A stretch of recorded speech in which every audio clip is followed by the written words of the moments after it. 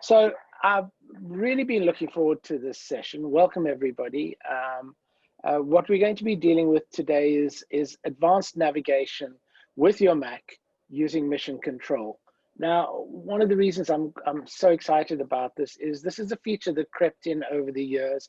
It's become more and more mature, and not a lot of people know about it, to paraphrase Michael Caine. So what we're going to cover today is Mission Control, the ability to create multiple screens on our computer, even if we have a single screen, if we've got a laptop with one screen, and how to manage the plethora of windows that can be generated when you're working in an application. You might have 15 Word documents open. How do I easily and quickly find the one that I want?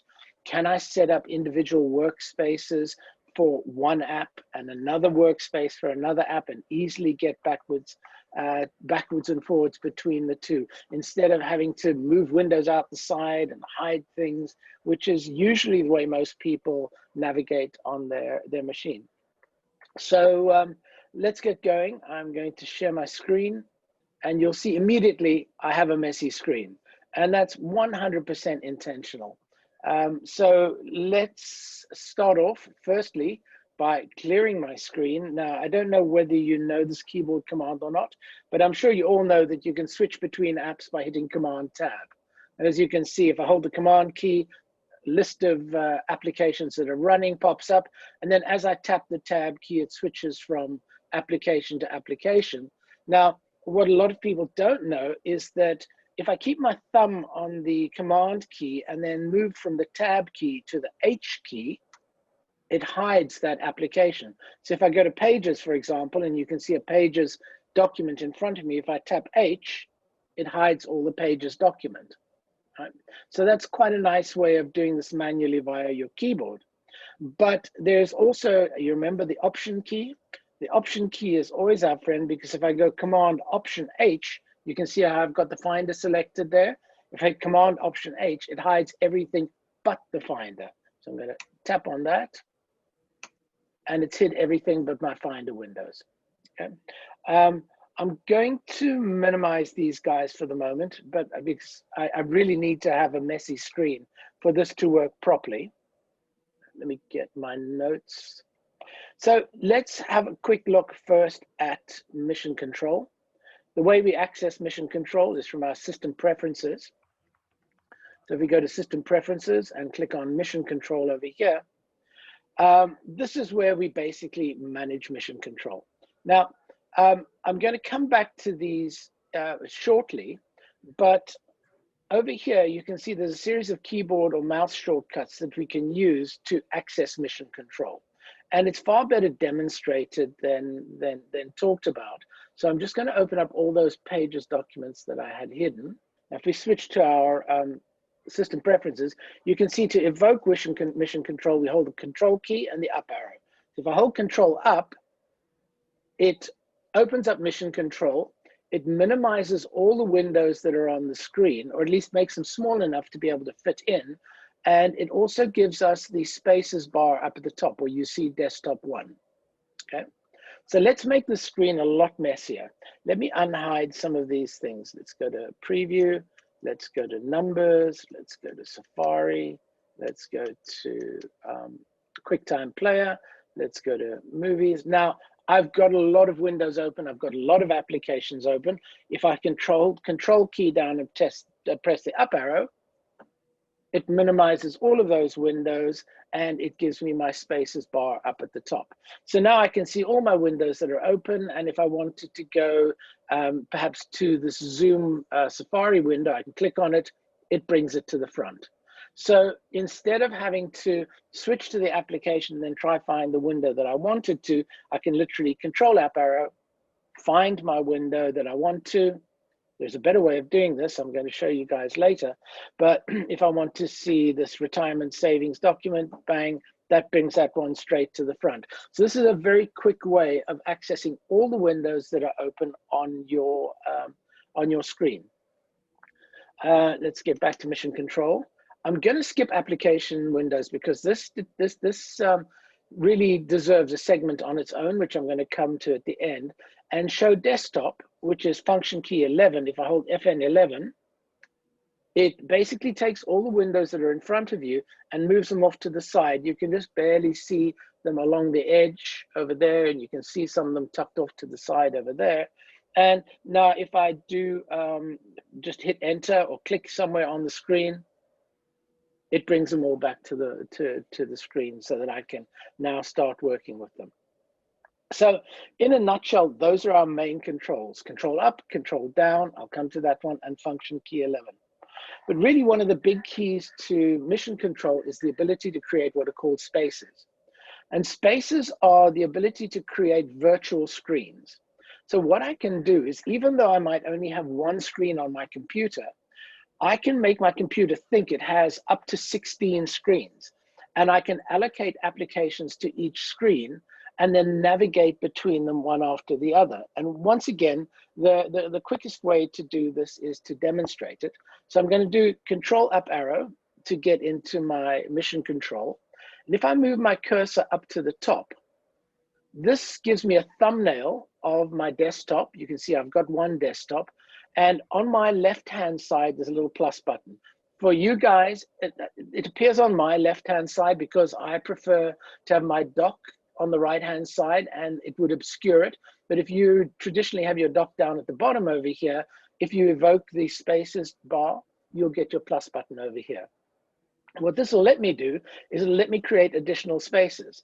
There's desktop 2, desktop 3, desktop 4, desktop 5. I can make up to, I think it's 16 of these. Now, say, for example, I want to take this little video that Angelo created, and I want to view it on a separate screen. If I clicked it here, it just brings it to the front with all of these screens available. If, on the other hand, I go into mission control, I can take this and I can drag that into that screen. Now, when I click on that screen, up, I had some other stuff visible at the time on that screen. Sorry, here's my quick time. Let me go back. Control up arrow.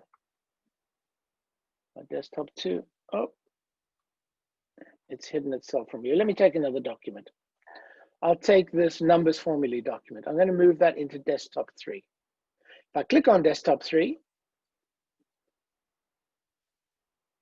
it's brought that along with all the others, which is not my expected behavior, not what I demonstrated earlier. Let me take desktop 5. Let me get another app. Let's say we've got Safari in front. Let's minimize those. Drag that into, say, desktop 5. For some reason, it's showing everything in the background, which is really not what I was expecting and not what worked. And I even tested this with all of my stuff with the Zoom window. But in a nutshell, what this allows you to do is to create multiple screens that I can now switch between. So if I go to desktop 4, that's empty. If I go to desktop 5, that's got my Zoom window. If I go to desktop 1, that's got everything. Let's have a look at desktop 3. I'm not quite sure why it's showing as empty now, but wasn't showing as empty earlier. Let's give it one more shot. Let's go to desktop 1, minimize everything, and let's take, for example, this and drag it into desktop 2. Click there. Yep, it seems to be working fine now. So now I've got a bunch of windows. That's got my main stuff in. This has got my web browser. These are empty at the moment. So if I go to desktop 3, I can make a couple of new Finder windows. Let's make another new Finder window here. Another new Finder window here. And let's quickly just change into different things so that we can see what they are. Okay, so again, control up. I've got a variety of different windows with different workspaces. And now instead of having everything cluttered into a single desktop, I've got 5 desktops that I can move around. Now, you can see that I can control up and click on any one of these and go to that window. The other keyboard command, control up, is to go into mission control. If I hold control right, that takes me between all of the windows that are open. So there's my Safari window. There's an empty screen. There's my Finder windows. There's another Safari screen, and there's the rest of my files. Now, let's switch back to let me switch back to Pages so that I can see my notes. So you can imagine this can get confusing, because how do you know which desktop has which files on there? If you go Control right, it all looks pretty much the same. Well, one of the things that we can do, and this might move me back to my first window, is if I go to my system preferences, yep, there it is. So let's take this and move it into desktop 2, which has nothing at the moment. Yeah. One of the things we can do is we can customize the desktop background for each space. So if I'm on desktop 2 and I take that, okay, there's my desktop pattern. If I minimize it, you can see that still has the blue desktop pattern. This now has the green desktop pattern. Let's click on this guy. In fact, what we want to do is go back here. And now we want to take the mission control into this screen, because your mission control has to be in this, your desktop pattern has to be in the screen that it's affecting. Let's have some giraffes in the background. Minimize there. So now you can see I can create a different desktop pattern, so it becomes very visually easy for me to see what screen has what content. So this is pretty easy to set up and to work out where you are. Now, to close these guys up, you see if I move my cursor along the top, we've got a little close box. So over here, I've got 3 Finder windows. So if I close this, it doesn't close these windows. It takes them and puts them back in my main window. Watch what happens here. Okay, I should close that one up, and they should be back in my main window. Close these guys up, and this puts them back in my main window. So if I go to my main window, minimize, you can see the files that I had, the windows that I had open are now shunted to the first window. So I'm going to leave these 2 guys open here. So we can close these, we can open them up, we can make new ones, we can rearrange them. Some of you may have noticed that there was shifting position automatically. That's one of the settings in Mission Control, which I'll come back to in a minute. But before we get into spaces some more, because there's a nuance to it that I want to get into now, let's just go back to Mission Control and have a look at navigation, because you've seen that I can use Control Up to bring the desktop into the minimal view. I can also, if I go to my trackpad over here and have a look at more gestures, you can see with Mission Control, if I swipe up with 3 fingers, you can also set it to be 4 fingers. If I swipe up on my trackpad, I can also go into Mission Control that way. And if you're spending a lot of time in Mission Control, and if you're spending a lot of time on your mouse, it's a really nice way to do it. You get this little animation over here, which will help you to see what it's doing. So 4-finger swipe up and you're good. 4-finger swipe down and it brings you right back. If you look at your keyboard, the top row where you've got your function keys, you'll see the function key 3 has a little series of three little symbols. So if you tap on that, it does exactly the same thing. Function key 3. Depends how you've got it set up. Some people prefer to have their keyboard set up so when you press the function keys, it actually triggers the function keys. But the default is all those little media buttons where you can increase your volume and decrease your volume. If your machine is set up that way, hitting the F3 key will take you into Mission Control. Okay, so that's the first part about spaces, where you can create your own spaces or create your own desktops by 3-finger swipe up, clicking a plus, make your own desktops. But there's another way of making a full screen or making a new space, and that's by making an application go full screen. So I'm going to click on one of these windows. I'm going to open up a new Safari window, and let's just type Wikipedia. En.wikipedia is always good value. So now I have a Safari page with Wikipedia, and say I want to go full screen with this. I can click on the zoom button, the green zoom button. Now, this, you'll probably see it far better on your machines. But if I drag it in, if you look carefully as I go in and out, you can see instead of a plus button, which was the default behavior we used to get a few years ago, the green button actually has two little arrows going from left to going diagonally across, which is expanding to full screen. If I hold the Option key down, you get a plus button. So you get different behavior based on whether you hold your Option key down or you just click on it. If on the other hand, I just leave my cursor there and hover it for a while, you get the option to enter full screen, tile window to the left, tile window to the right. I happen to have a second display attached, so I'm on a large screen and I've got my laptop on the left. And I can also move it to my iPad because I've got Sidecar running on my iPad. So from this little one button, I can do a lot of stuff.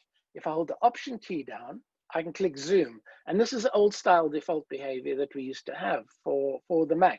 If you clicked on zoom, it would not go full screen, but it would maximize the size of the window to show you all the available content. So if I choose zoom here, not really much happened because it's actually the appropriate size. But if I do it again, yep, it opens up to show me the contents of the window. So on the other hand, if I click here and I go full screen, it literally takes over the whole screen. I'm just watching on my iPad to see how long it takes to catch up. So now we've got Safari running full screen. And if I go into Mission Control, you can see it's added a new screen for me. Right? The fact that it's full screen makes it a space all by itself. Once again, we can rearrange these guys if we prefer to have this on that side, if we prefer to have this on the side. But you'll also notice one difference here. When a window is full screen, you've got these two little arrows facing each other. When you've just created a desktop, you've got a close button. So the behavior is quite different. So I've got Safari running in full screen. You've seen the menu bar has disappeared. So if I move the cursor up to the top, I get my menu bar back. A lot of people go into full screen, they lose the menu bar and they lose their minds. Simply taking the cursor to the top of the screen will bring the menu bar back and all is good with the world. So if I want to do stuff with this now, this is nice. I'm not being distracted by anything. There's no windows at the back with animations going or anything. I'm just working on Wikipedia. Everything's great over here.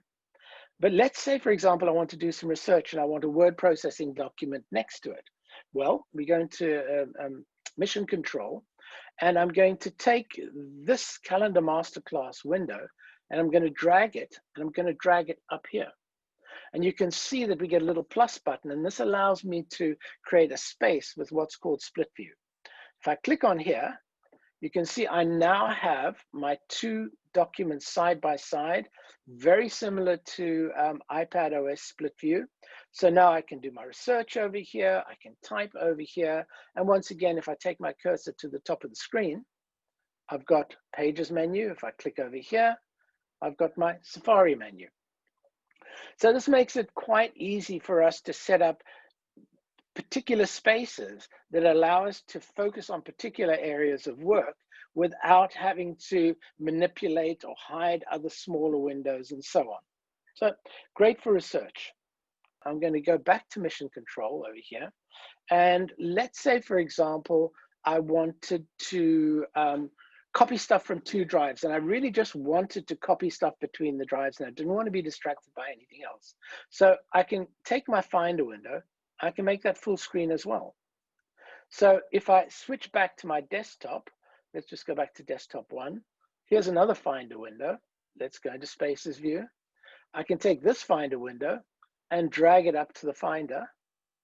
And now if I click on these, I've got two Finder windows. So there's my home folder. Let's say we're going to movies over there. And there's my external drive. I can view this as a list view. I can view it as icons. So now the only thing that's in front of me are the two windows that I want to be copying backwards and forwards. There are no other windows in the way, nothing in front. All I'm doing is focusing on that task. And now if I want to switch between these windows, 4-finger swipe to the right, 4-finger swipe to the left, pushes everything off to the left, pushes them across. When I get to the end, it just rubber bands. And to be honest, I actually know some people who literally open up one application per window, per space, and then they just spend their day moving backwards and forwards between their applications, which are full screen, and never have to worry about resizing windows or moving things around to find things which may be in the way. So let's close up these windows. Let's show how we can close them back up again. So if I go to Safari and Pages, if I click on this little minimize button over here, it will break this space and it'll take Safari and it'll take Pages and it'll put them back on desktop 1. If on the other hand, I just want to close Pages and leave Safari in full screen, I can switch to that space, move my cursor up there, and if I click on this to close it, this comes out of full screen. But if I go to Mission Control, you can see that Safari is still full screen. Let's put this back up into split view mode so you can see the difference. Now, if I close this one, those two come into my main menu, my main screen, and it closes up that space. Okay, so let's go back. I'm just going to close these guys up so that we have one quite messy desktop. Go over there. That's good. Let's just open up some more windows so that it's super messy. Okay, good here. So now if I do my 4-finger swipe up, you can see that it's okay. I can see every window, but sometimes I've got more documents open than this. And I've got a Safari window here. I've got a Safari window here. I've got a numbers doc here. I've got a numbers doc down there. Everything's split all over the place. This is the default behavior. Wouldn't it be nice if I could actually group all the applications that belong to a single, if I could group all the windows that belongs to each application together? Well, I can. If I go to Mission Control again, one of the settings in Mission Control is group windows by application. If I click on this now and I do a 4-finger swipe up, instead of just having a list of open windows, you see it's grouped all the Finder windows together, all the Pages windows together, all the Safari together, Numbers, Preview, etc., QuickTime Player. But I hear you saying, well, that's a real pain because I can't see what that window is. And by the way, I can activate any of these just by clicking on it. So if I've got this little window at the back, you can probably see this little blue highlight around them as I move the cursor. If I click on that, I can bring it to the front. And I have. Let me go back to my 4-finger swipe up because I actually didn't know what was in there.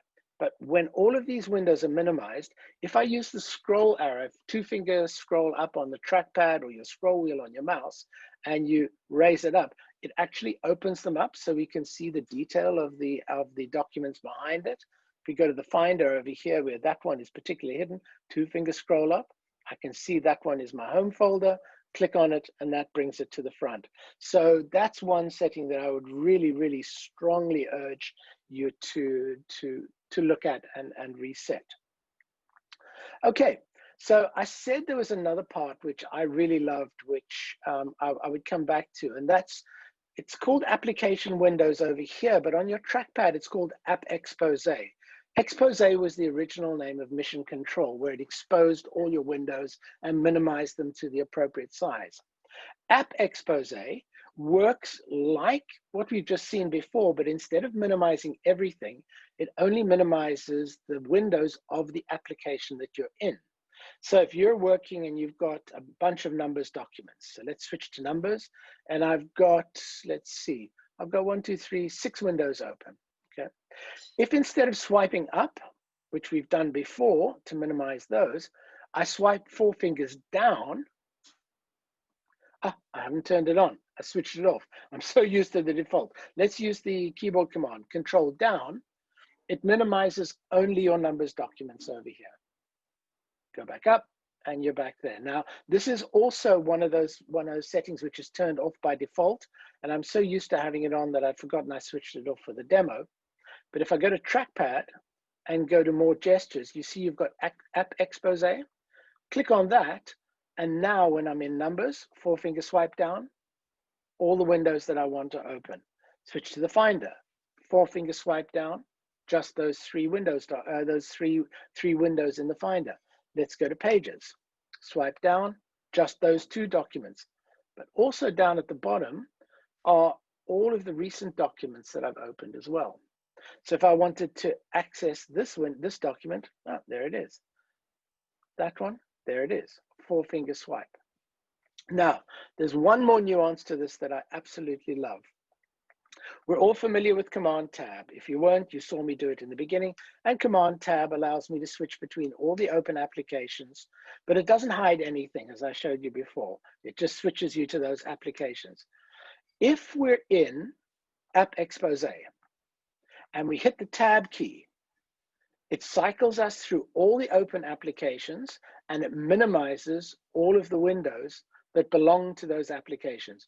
I can't tell which one I'm in at the moment, but that was hiding. So then we've got QuickTime Player, Pages, Numbers, Preview, and so on. And then I can just choose the document that I want.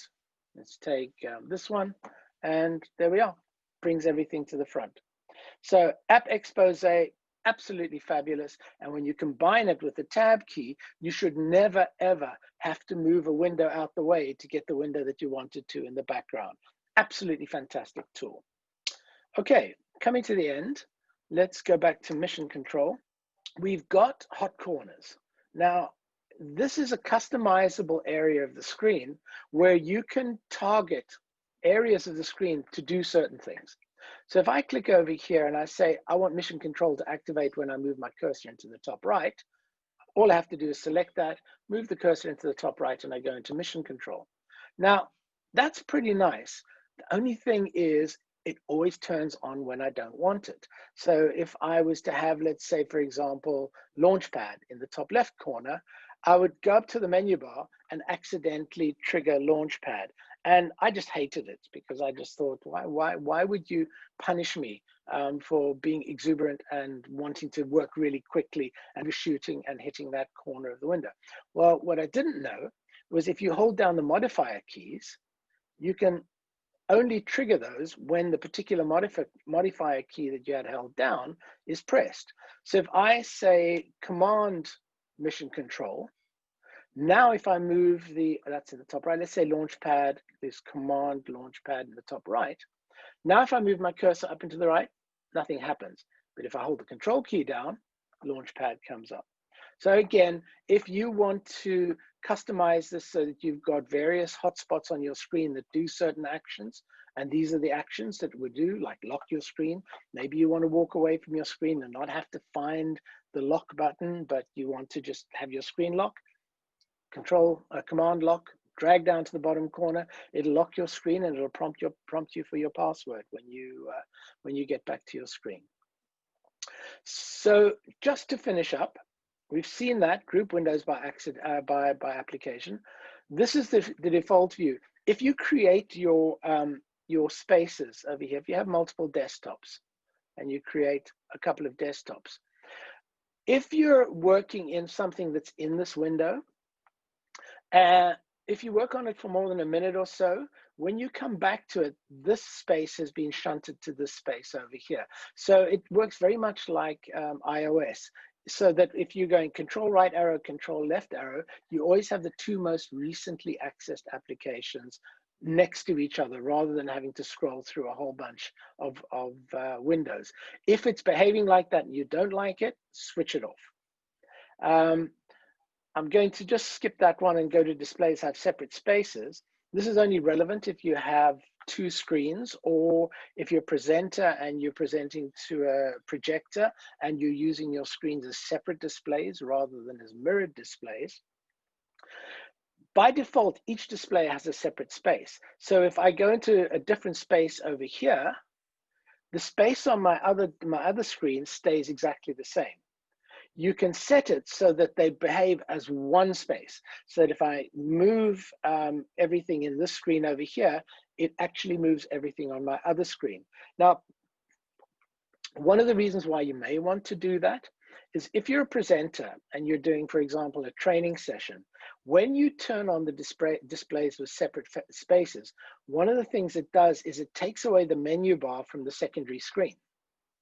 So if you are giving a presentation and then maybe you're running a workshop and your students are doing some activities, You can prepare your work off screen on the second display, but instead of losing the illusion that you're in a presentation, the fact that the menu bar disappears, you can make a desktop background that might be the same as your final slide, or might be a company logo, or might have some instructions on it.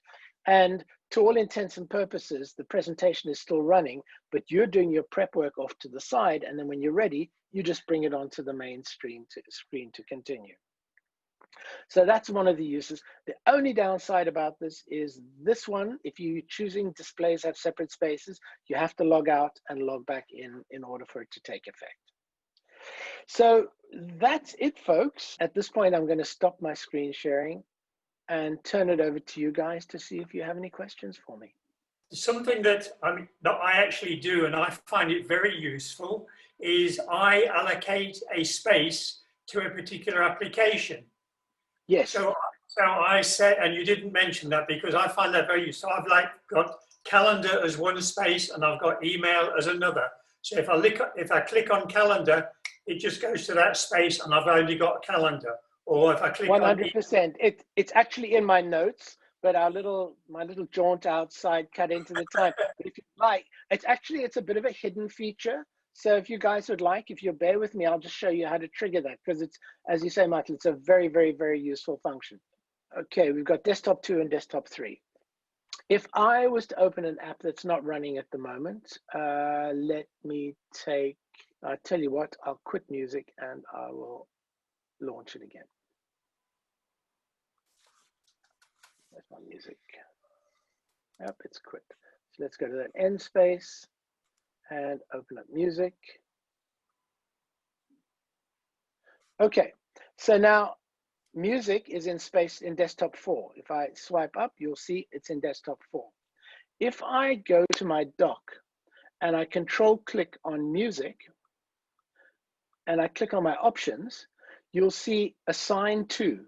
Now, display 1, display 2, these are my two displays, my MacBook and my secondary display. So I can say, I want you to assign this to the desktop on display 1. Okay, this desktop. So now if I quit this and I'm on any other screen, if I launch music, it switches me to that desktop and it's shunted position. So as Michael rightly says, it's very easy to assign applications to desktops so that when you want to run Pages or Word, for example, they open up in their own separate display, their own separate space. And if you want to run another app, you can make that in its space. And then you simply need to use the control keys or 4-finger swipe just to move you backwards and forwards between the various screens. So yes, absolutely. Thank you for that, Michael. Kobus, you have a question? Alan, yeah. Is there any impact on RAM memory in all these windows which are open? No more than if you had them open in one desktop. Okay. Well, okay, sorry, I lie. If you had, let's say you had a really complicated desktop pattern for each space, then it probably would take more RAM, absolutely. Okay, thank you. But in terms of the individual applications, no, they're either open in desktop 1 or they're open in multiple desktops. It takes the same amount of space. Thanks. That's right. How many of you are using Spaces, have been using Spaces? Michael, you've obviously been using it. Is this new to you? Yes. Good. Thank you for joining us again. Have yourselves a lovely day off tomorrow. We hope you're having a day off tomorrow. And we look forward to seeing you next week.